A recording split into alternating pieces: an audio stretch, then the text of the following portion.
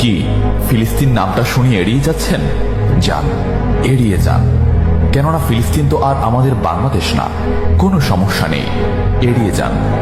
কিন্তু একটা কথা মনে রাখবেন, সেই কাল কিয়ামতের দিন যখন আল্লাহ আপনাকে প্রশ্ন করবে, তখন কি করবেন?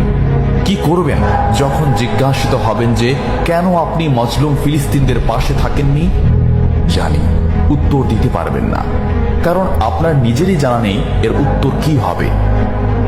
এখন হয়তো বলতে পারেন যে আমি কি করে ফিলিস্তিনে গিয়ে মজলুমদের পাশে থাকব, কি করে এত দূর গিয়ে সাহায্য করব?